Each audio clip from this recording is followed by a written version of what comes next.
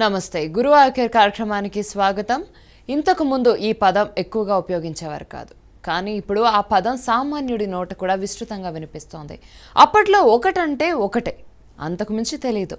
అదే ప్రత్యామ్నాయం. ఒకటికి మించి ఉండే ఎన్నో దారులు ఇప్పుడు ప్రజలు వరి తప్ప ఇంకేదైనా వేసేటటువంటి పంటలు ఆలోచించాల్సిన అవసరం వచ్చింది.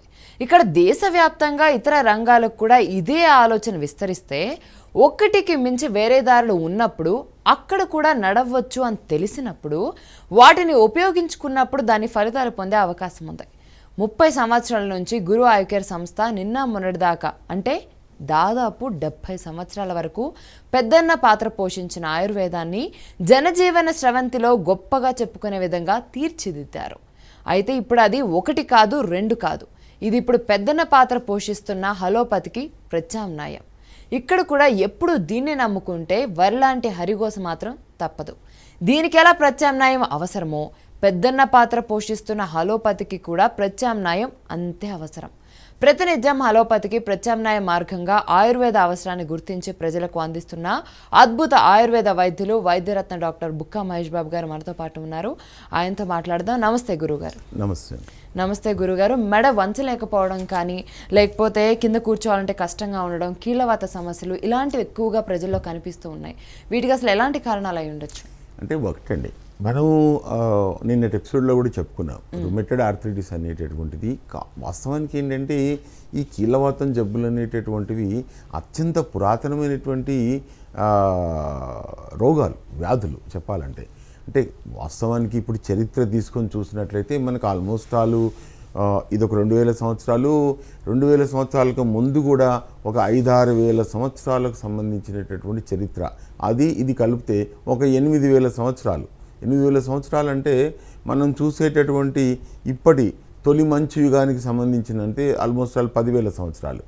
ఈ 10,000 సంవత్సరాల చరిత్ర మనకు అవగతమవుతుంది ఇప్పటి వరకు చెప్పాలంటే.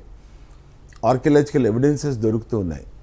సో ఈ చలి ప్రాంతానికి ఎవరైతే బాగా ఎక్స్పోజ్ అయి ఉంటారో, అంటే చల్లని ప్రాంతానికి ఎవరైతే ఎక్స్పోజ్ అయి ఉంటారో, ముఖ్యంగా నైలు నది నాగరికతలో ఉండేటటువంటి మొదటి దశ ఈజిప్షియన్స్ ఎవరైతే ఉన్నారో, యాక్చువల్లీ సాధారణంగా ఏమంటారంటే వీళ్ళ నుంచే భారతీయులకు ఈ నాగరికత వచ్చిందని అంటారు.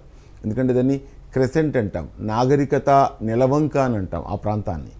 ఆ ప్రాంతము నుంచే ఈ భారతీయ నాగరికత, మన యొక్క సంస్కృతి, సాంప్రదాయాలు, ధర్మము, దేవుళ్ళు, మత విశ్వాసాలు అన్నీ వగైరా వగైరా అన్నీ అక్కడి నుంచే వచ్చాయి. వైద్యం కూడా అక్కడి నుంచే వచ్చింది వాస్తవం చెప్పాలంటే.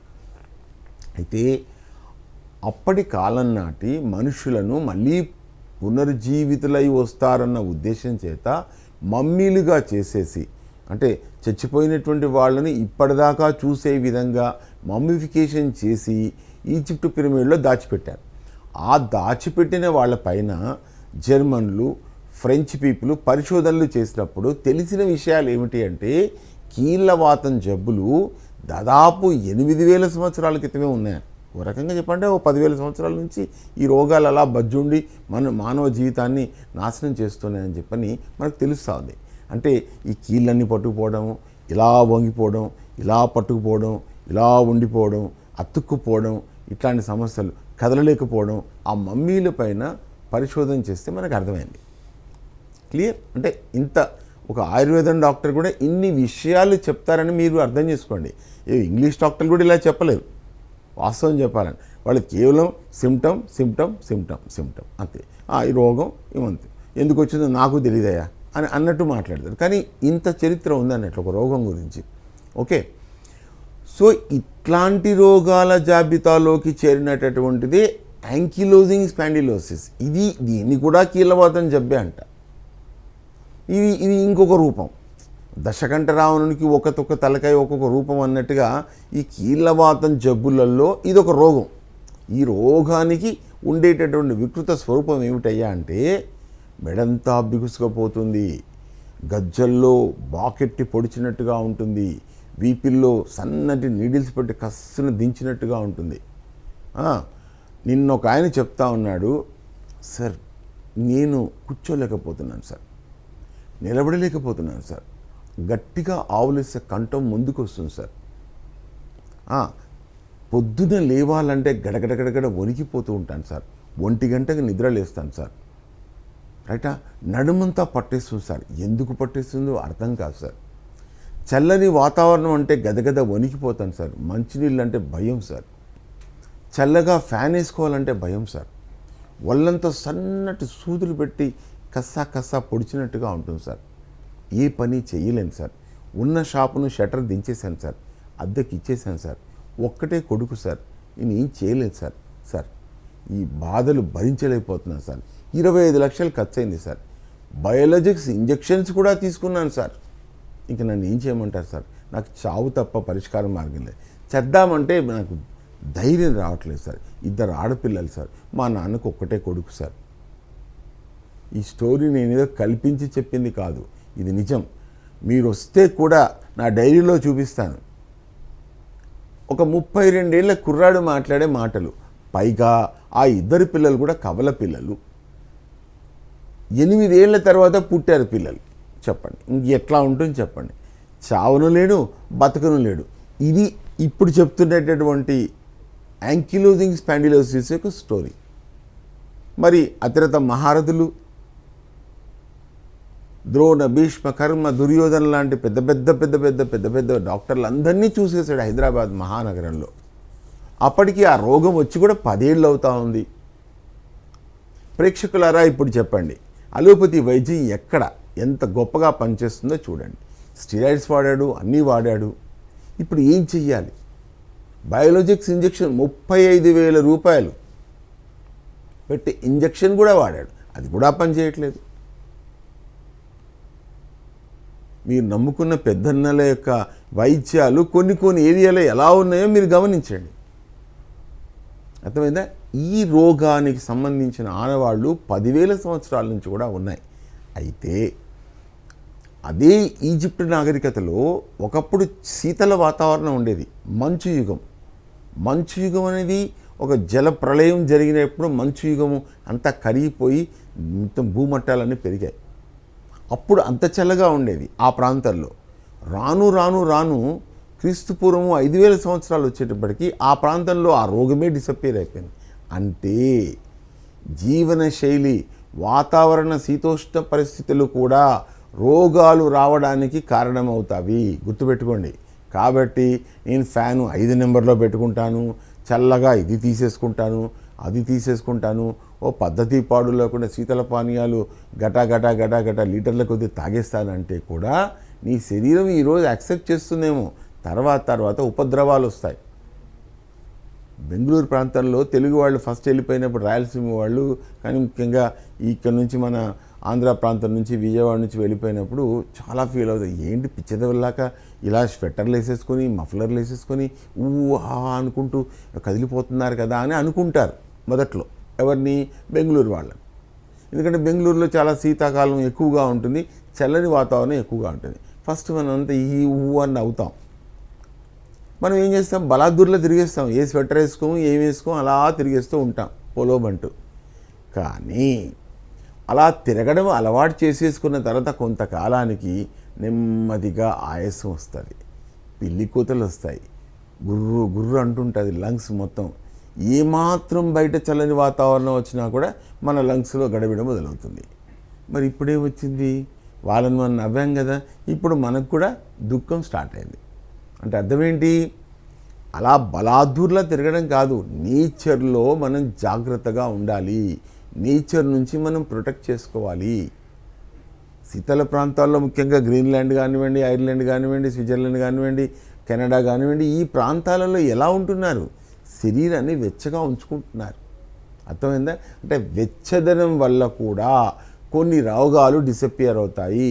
వాతావరణంలో వెచ్చదనం పెరిగితే కూడా ఈ రోగం అనేది క్రమంగా డిసప్పియర్ అయిపోయింది. అంటే ఇది శీతోష్ణ పరిస్థితుల యొక్క ప్రభావం వల్ల మన శరీరంలో ఉత్పన్నమయ్యేటటువంటి జీన్స్ వల్ల అవి మారడము, ఇమ్యూనిటీ అనేటటువంటిది మారడము, అది మన శరీరం పైన తిరుగుబాటు చేయడం లాంటి ప్రత్యేక పరిస్థితుల వల్ల ఈ రోగం అనేది ఉత్పత్తి అయిందని నేను ఒక హైపోథీసిస్ చెప్తా ఉన్నా. నేను గమనించినటువంటి, నేను పరిశీలించినటువంటిది, నా 30 సంవత్సరాల అనుభవాన్ని బేస్ చేసుకుని ఈ విషయం చెప్తాను. రైట్ గురుగారు, చాలా చక్కగా అందరికీ అర్థమయ్యేలా చెప్పారు. మనతో మాట్లాడడానికి ఒక సిద్ధంగా ఉన్నారు, మాట్లాడదాం. నమస్తే రాము గారు. రాము గారు, హలో. ఓకే గురుగారు, కాల్ కట్ అయింది. మీరు ఇందాక చెప్పినట్టు అంటే ఈ కీళ్ళవాతం గురించి మీరు చాలా చక్కగా అంటే ఎప్పటి నుంచి ఉందో చరిత్ర దగ్గర నుంచి మొత్తం చెప్పారు.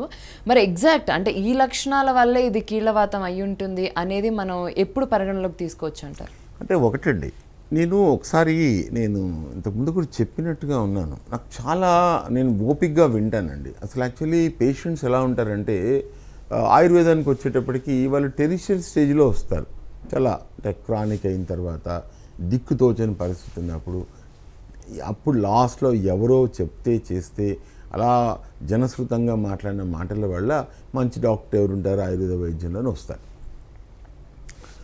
వాళ్ళు చెప్పింది విన్నప్పుడు సాధారణంగా పాపం వాళ్ళకు కూడా ఏదో భయం ఉంటుంది. ఆ రిపోర్ట్లు తీసి ముందర పెడితే చూసి ఏదో చెప్పేవో 4 మందులు రాసేయడం పని అయిపోతున్నాను అన్నట్టుగా ఉంటారు.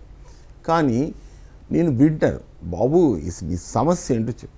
నేను అంత ఓపిక్గా వింటాను. విన్నప్పుడు నాకు అర్థమవుతాయి. ఒక మిస్టీరియస్ సౌండ్ వినిపిస్తూ ఉంటుంది. ఏమిటయ్యా అంటే, సార్ గజ్జల్లో బాకెట్టి పొడిచినట్టుగా ఉంది సార్. సార్ ఏమాత్రం ఫ్యాన్ వేసుకుంటే కూడా భయం సార్. ఫ్యాన్ వేసుకున్నప్పుడు ఎప్పుడు ఈ నొప్పులు వస్తాయో తెలియదు సార్. సార్ ఇలా ఉంటుంది సార్. సార్ నెక్ అంతా పట్టేసింది సార్. సార్ ఇలా జరిగింది సార్ అని చెప్తాను. నేను అప్పుడు పట్టుకుంటాను. ఆ లక్షణాలు ఏవైతే ఉంటాయో ఒక రోగానికి రెండో రోగానికి అన్ని రోగాలు ఒకటి కాదు, అన్ని సినిమాలు ఒకటి కాదు. అయితే కామ పెట్టండి, అప్పుడు చూడండి సినిమాకు తేడా ఎలా ఉంటుందో. అన్ని పెళ్లి సినిమాలే, ఎప్పటి నుంచి పెళ్లి సందడి నుంచి ఇప్పటిదాకా చూస్తున్నాం. అన్ని లవ్ మ్యారేజ్లే, అన్ని పెళ్లి సినిమాలే, పెళ్లి తంతులు అన్నీ ఉంటాయి. కానీ ప్రతి సినిమా ఇంకో సినిమాకు భిన్నం ఎలాగో ఒక కీళ్ళవాతం జబ్బుకు రెండో కీళ్ళవాతం జబ్బుకు కూడా ఖచ్చితంగా తేడా ఉంటుంది. దాంట్లో లైన్ ఏంటి, దాని కథ ఏంటి, దాని ఇంట్రో ఏంటి, దాని ఓపెనింగ్ షాట్ ఏంటి మనం చూడాలి. అట్లా చూసినప్పుడు ఈ రోగం ఏంటి, దీని కథ ఏంటి, దీని వ్యవహారం ఏంటి అనే విషయం స్పష్టంగా తెల్లమవుతుంది. లక్షణాలను కనుక చూసుకున్నట్లయితే విషయం ఉంది, ప్రిలిమినరీ డయాగ్నోసిస్ అయిపోతుంది. రైట్ గురుగారు, ఇప్పుడు మనతో మాట్లాడడానికి కూడా సిద్ధంగా ఉన్నారు, మాట్లాడదాం. నమస్తే వెంకటరెడ్డి గారు. హలో మేడం చెప్పండి. నమస్తే అండి, మనతో పాటు గురువు గారు ఉన్నారు, మీ సమస్యను చెప్పండి. గురుగారు చెప్పండి వెంకటరెడ్డి గారు. డాక్టర్ గారు నమస్కారం అండి. నమస్తే రెడ్డి గారు, చెప్పండి. సార్ ఇప్పుడు నాకు ఒక 3-4 yearsకి వెళ్ళి నేను కొలెస్ట్రాల్ కు మెడిసిన్ వాడుతున్నాను. స్టాన్లీ పని ఇచ్చారు. ఓకే, అదే సార్ ఇప్పుడు కొలెస్ట్రాల్కి నేను స్టాన్లీ పని డ్రగ్ వాడుతున్నాను. అర్థమైందండి, ఎన్నిసార్లు చెప్తారు, చెప్పండి నెక్స్ట్. అది వాడంగా ఏంటంటే మన 2 yearsకి వెళ్ళి డయాబెటిక్ యాడ్ అయింది. ఓకే సార్ వీళ్ళు ఏమంటారు life long drug cholesterol life long వాడాలండి. ఏమన్నా మీ ఆయుర్వేదంలో పరిష్కారం ఉంటుందండి? ఏమన్నా మంచి పరిష్కార మార్గాలు ఉంటాయండి. ఇప్పుడే కదా అడుగుతున్నది. కొలెస్ట్రాల్ తగ్గడానికి కేంద్ర ప్రభుత్వం వాళ్ళు ఎప్పుడో భూమి పుట్టినప్పుడు దాదాపు అలోపతి వైద్యులు, పెథాలజిస్టులు, బయోకెమిస్టులు కలిసి రకరకాల గుగ్గులు ప్రిపరేషన్స్ అనేటటువంటివి కొలెస్ట్రాల్ తగ్గించడంలో ఎలా పనిచేస్తుందో నేను ప్రాక్టీస్ పెట్టినప్పుడు కొన్నాను ఆ పుస్తకం. ఇప్పటికీ నా దగ్గర ఉంది. నేను నోరు బాదుకొని చెప్తా ఉన్నా. మనం ఏంటంటే దున్నుపోతు మీద వర్షం పడితే అన్నట్టు మనకు అసలు ఎక్కట్లేదు. ఇప్పుడు ఎక్కుతా ఉంది. కోవిడ్ వల్ల ప్రపంచం ఆగిన తర్వాత ఆయుర్వేదం కొంచెం ఎక్కుతా ఉంది బుర్రలోకి. సో కొలెస్ట్రాల్ తగ్గడానికి అద్భుతంగా ఆయుర్వేద ఔషధాలు ఉన్నాయి. వాస్తవం చెప్పాలి అంటే ఆయుర్వేదంలో వాడేటటువంటి ప్రతి ఒక్క గుళికలో ఏముంటుందంటే కోమిఫెరా మొకుల్ అనేటటువంటి ఒక రకమైనటువంటి ఒక గమ్ రెజిన్ ఉంటుంది. ఆ రెజిన్ అనేటటువంటిది కొలెస్ట్రాల్ తగ్గడంలో అత్యంత కీలక పాత్ర వహిస్తుంది. అది కేవలము పదార్థాన్ని బైండింగ్ ఫోర్స్ లాగా ఉంచేటటువంటి డ్రగ్గే, కానీ శరీరంలోకి వెళ్ళాక లాభాలను కలుగజేస్తుంది. ఇప్పటిదాకా 30 ఏళ్ళు కష్టపడితే ఆయుర్వేదాన్ని తీసుకొచ్చి ఒక కత్తిచ్చి బాహుబలిలాగా అలోపతి ముందర నిలబెట్టగలిగింది గురు ఆయుర్వేద సంస్థ. ఈ 30 ఏళ్ళు పట్టింది వాస్తవం చెప్పా. కత్తిచ్చి నిలబెట్టి బరిలోకి రా, నిన్ను చూసుకుంటాను దా, ఓకే అని కొండ చివరినో రాజనాల కత్తి కాంతారావు లేదా ఎన్టీ రామారావు గారు యుద్ధం చేస్తూ ఉంటారు. మనం చూస్తాం పాతాళ భైరవ్ కానీ, చిక్కడు దొరకడు కానీ, ఈ మాంత్రికుల సినిమాలలో మనం చూస్తూ ఉంటాం. అట్లాగా ఆయుర్వేద వైద్యానికి ఆగండి సార్, నేను చెప్తున్నాను, మీకోసమే చెప్తున్నాను, కొంచెం ఆగండి. మీకు ఎప్పుడు కూడా ఇట్లా సమస్య చెప్పంగానే మందు చెప్పేయాలి అంతే. విషయం అర్థం చేసుకోరు, ఏం అర్థం చేసుకోరు. మీరు నిలబెట్టాం. ఇప్పుడు ఏమిటి ప్రజలకు అది అర్థమైంది. ఇప్పుడు ఏం కావాలి వాళ్ళకు? విషయము, కాన్సెప్ట్ అర్థం కావాలి. ఆయుర్వేదం అంటే ఏంటి, ఆయుర్వేదం మనకి ఏ రకంగా అర్థం చేసుకోవాలి, ఎట్లా అర్థం చేసుకోవాలి, దాన్ని ఎలా వాడుకుంటే ప్రయోజనాలు వస్తాయి అన్న విషయాన్ని ఇప్పుడు ఇంజెక్ట్ చేస్తాం. అంటే ఈ మెథడాలజీకి 30 ఏళ్ళు పట్టింది. ఇప్పుడు నెక్స్ట్ మెథడాలజీ ఏంటి? వాతం అంటే ఏంటి, కఫం అంటే ఏంటి, ఈ కొలెస్ట్రాల్ ఎందుకు పెరుగుతుంది, ఎట్లా తగ్గించుకోవాలి, దాన్ని ఎట్లాగా ఒక నిర్ణీత కాల వ్యవధి ప్రకారంగా వాడుకొని జీవన శైలిలో ఎలా మార్పు తెచ్చుకోవాలి. తెచ్చుకున్నట్లయితే మనకు ఎక్కువ కాలం పాటు మందులు వాడవలసినటువంటి అవసరం ఉండదు. అలోపతి ఎంతసేపు ఏంటి, ఈ రోగం వచ్చిందా ఈ బిల్ వేసేసుకో, ఈ గొడవ వచ్చిందా ఇది వేసేసుకో, అంతే. లైఫ్ లాంగ్ మనం వాడుతూనే ఉండాలి. ఎందుకు వాడాలి? నా ప్రశ్న అది. ఎందుకు వాడాలి? రిపేర్ చేసుకున్న తర్వాత వాడవలసిన అవసరం ఉండదు. అర్థమైందా మై డియర్? మీకు ఎంతసేపు ఏంటంటే మీ సమస్య చెప్పిన వెంటనే మందు చెప్పేయాలి. మందు చెప్పేసిన తర్వాత నన్ను వాడానండి తగ్గలేదండి అంటారు. అట్ట కాదు కదా. తగ్గిన తర్వాత మళ్ళీ ఎంతకాలం వాడాలని మీరే అడుగుతారు. అట్లా కాదు. కొంత నిర్ణీత కాల వ్యవధి ప్రకారంగా వైద్యుల పర్యవేక్షణలో చికిత్స చేసుకున్నట్లయితే, వైద్యులు నిర్ణీత కాల వ్యవధి ప్రకారం చికిత్స చేసిన తర్వాత జీవన శైలిలో మార్పులు చేర్పులు చెప్తారు. అప్పుడు మనం మందు వేసుకోవాల్సిన అవసరం లేదు. అర్థమైందా మై డియర్? ఇప్పుడు చెప్తాను, రాసుకోండి. సలాకి, SALLAKI, సలాకి. మీరు వినడం కూడా అర్థం చేసుకోండి. మందులు తెలుసుకోవడం ఒకటే కాదు, వినడం అర్థం చేసుకున్నట్లయితే సగం రోగాలు తగ్గుతాయి. ఓకే, సలాకి, SALLAKI, సలాకి. బయట ఎక్స్ట్రాక్షన్ దొరుకుతూ ఉంది, పవర్ఫుల్ మందులు ఉన్నాయి. అవి పొద్దున్న ఒకటి రాత్రి ఒకటి వేసుకోండి, చక్కగా కొలెస్ట్రాల్ తగ్గుతుంది. వైద్యుల మీరు ఒకసారి వచ్చి మా దగ్గర కూర్చొని మీరు చికిత్స చేసుకున్నట్లయితే మీకేమవుతుంది, తర్వాత అది ఎట్లా తగ్గింది, ఏం తగ్గింది చూసుకున్న తర్వాత మందు వాడకుండానే కొలెస్ట్రాల్ మేనేజ్ చేసుకోని కూడా చెప్తాం. Right sir, thank you Venkatareddy గారు. గురుగారు, మీరు ఇందాక చెప్పినట్టు అంటే ఒక కీళ్ళవాతానికి ఇంకో కీళ్ళవాతానికి లక్షణాలు మారుతాయి అన్నట్టు, మరి కీళ్ళవాతానికి సంబంధించి వ్యాధి నిర్ధారణ ఎలా చేసుకోవచ్చు అంటారు? ఇప్పుడు ఒకటండి, నేను చాలా వరకు ఏంటంటే ప్రజలకు అర్థం కానిది ఏంటంటే, ఈ ఆయుర్వేదం డాక్టర్లకు ఈ అలోపతితో ఏం సంబంధం ఉందిలే, వాళ్ళు ఏదో గచ్చాక్ పిచ్చాక్ వైద్యాలు చేసేసుకుంటారులే అన్నది ఒక తుష్టీకరణ భావంతోనే అభిప్రాయం ఉంది, ఇంకా ఉంది, అది కంటిన్యూ అవుతూ ఉంది. తెలిసినోడికి తెలిసింది, తెలియనోడికి తెలియదు, అంతే. కానీ నిజమేమిటంటే, నేను ఇటీవల గుజరాత్కి వెళ్ళినప్పుడు నిన్న కూడా చెప్పాను ఆ విషయం. అక్కడ మైక్రోబయాలజీ, ప్యాథాలజీ, బయోకెమిస్ట్రీ అన్నీ ఉన్నాయండి. అంటే గ్రాడ్యుయేషన్ లెవెల్లో ఉండే డాక్టర్లు కానీ, పీజీ లెవెల్లో ఉన్న డాక్టర్ కానీ, పిహెచ్డి చేసే డాక్టర్లు కానీ, వాళ్ళు చేసేటటువంటి వైద్యం వల్ల వచ్చే ఫలితాలు ఎలా ఉన్నవి బయోకెమికల్ టెస్ట్లతో సహా చేసి నిర్ధారణ చేయడానికి ఈరోజు ఉండేటటువంటి బయోటెక్నాలజిస్టులు కానివ్వండి, లేకపోతే పెథాలజిస్టులు కానీ అందరూ అందులో ఉన్నారు, ఆయుర్వేదం హాస్పిటల్లోనే ఉన్నారు. దీన్ని బట్టి మీకు ఏమర్థమవుతుంది, ప్రభుత్వం కూడా ఆయుర్వేద వైద్యాన్ని ఒక నిర్ణీత కాల వ్యవధిలో ఎలా పనిచేస్తుందో నిజ నిర్ధారణ చేస్తూ ఉంది. ఈ విషయం ప్రజలకు తెలియదు.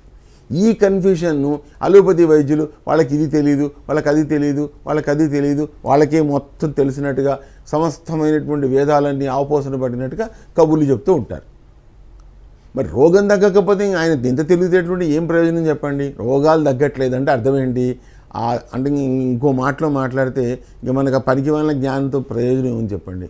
ఎవడో వెనకటికి చిద్రి అనర్థకాహ అన్నట్టుగా ఇది కూడా గంతే. మీకు ఎంత జ్ఞానం ఉండి ఏం ప్రయోజనం చెప్పండి? చిద్రి అనర్థకాహ అన్నట్టు వెనకటికి ఏదో అయ్యగారులకు అన్నం పెడితే గారె చూసి చిద్రి అనర్థకాహ అన్నట్టు ఇది కూడా గంతే, అంతే అంతే అర్థం చేసుకోవాలి. సో కాబట్టి ఇప్పుడు ఉండేటటువంటి ఆధునికంగా ఉండేటటువంటి బయోకెమిస్ట్రీ కానీ, పెథాలజీ కానీ మైక్రోబయాలజీ కానీ ఇట్లాంటికి సంబంధించిన అన్నీ కూడా ఆయుర్వేదంలోకి ఎప్పుడో వచ్చేస్తాయి. అవి మనకు తెలియట్లేదు, ప్రజలకి ఇది అర్థం కావట్లేదు. ఇంకా ఆయుర్వేదం అంటే ఏదో ఆకులలో నూరుకొని వేసుకునేటట్టు అనుకుంటున్నారు. అంటే ఇంగ్లీష్ వైద్యంలో ఎట్లా నిర్ధారణ చేస్తారో ఇక్కడ కూడా అలా చేస్తున్నారు. కాబట్టి వ్యాధిని నిర్ధారణ చేయడానికి ఆయుర్వేద హాస్పిటల్స్లో కూడా పెథలాజికల్ ల్యాబొరేటరీస్ ఉన్నాయి, బయోకెమికల్ ల్యాబొరేటరీస్ ఉన్నాయి, నిజ నిర్ధారణ చేస్తారు. అంటే ఈ కాలంలో ఉండే వ్యాధి నిర్ధారణ చేయడానికి ఉపయోగించేటటువంటి టూల్స్ అండ్ టెక్నిక్స్ మేము ఉపయోగిస్తున్నాం. కాబట్టి HLA-B27 పాజిటివ్ ఉందా, నెగిటివ్ ఉందా, AS4 టైటర్ ఉందా, లేకపోతే యాంటీ DNA ఉందా, లేకపోతే RA పాజిటివ్ ఉందా, ఇట్లాంటివన్నీ చేసి ముందన్న ప్రిలిమినరీ డయాగ్నోస్ చేసుకున్న దాన్ని మనకు పక్కాగా ఇది పలానా రోగం అని నిర్ధారణ చేసుకున్న తర్వాత చికిత్స అనేది మొదలెట్టడం జరుగుతూ ఉంది. రైట్ గురువుగారు మరి మీరు గుజరాత్ వెళ్ళారు కదా, అంటే అక్కడ మీరు చెప్పినట్టు ఇందాక అక్కడ పరికరాలు కానీ అన్ని ఆధునికంగా ఉన్నాయి అంటున్నారు. మరి ఇంకేమన్నా మీకు ఇంకా అక్కడ డిఫరెన్స్ ఏమైనా కనిపించిందా? ఒక్కసారి ఫొటోస్ ప్లే చేయమని అడిగాను మేడం గారు. ఒకసారి ఫొటోస్ ప్లీజ్. సో అక్కడ ఏంటి అంటే అసలు చెప్పాలంటే నిజం చెప్పాలంటే చాలా అంటే ఎక్కడ చూసినా కానీ జనాలతో కిటకిటలాడుతున్నట్టుగా కనిపిస్తున్నాయండి ఆయుర్వేద హాస్పిటల్లో. అక్కడ చూస్తే కూడా సో మధ్యాహ్నం వేళలో చూసినా కూడా రోగులతో కిటకిటలాడుతున్నటువంటి హాస్పిటల్ కనిపిస్తుంది.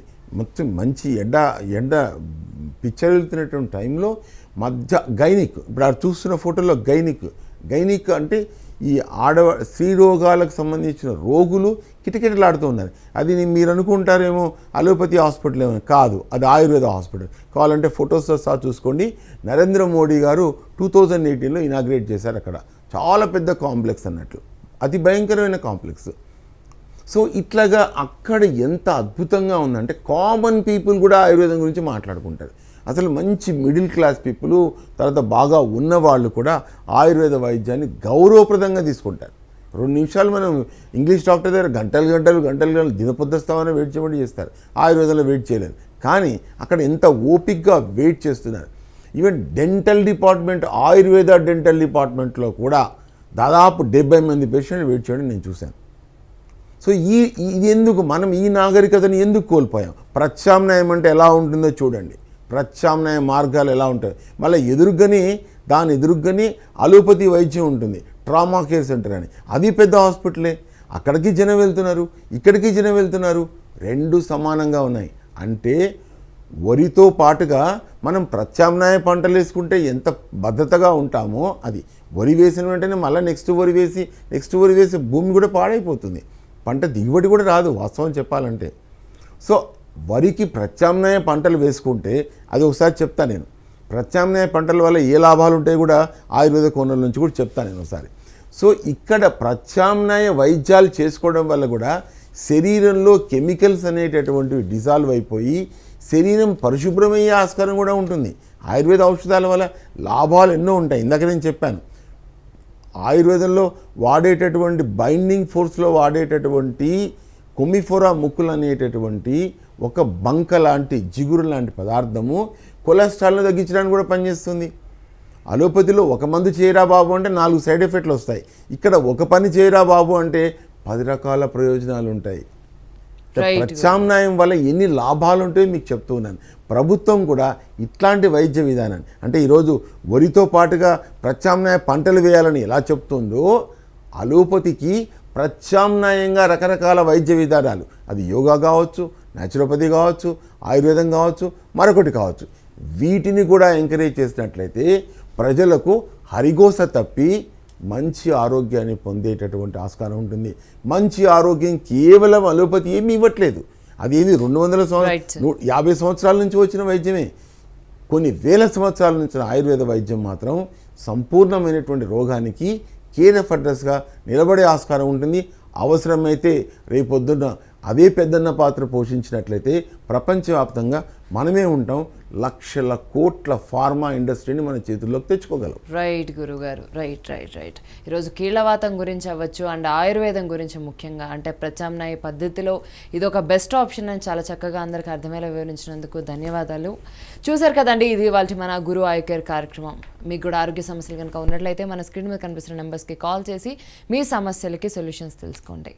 ఇంకొక కార్యక్రమంలో మళ్ళీ కలుద్దాం. అంతవరకు స్టేట్ టు రాజ్ న్యూస్.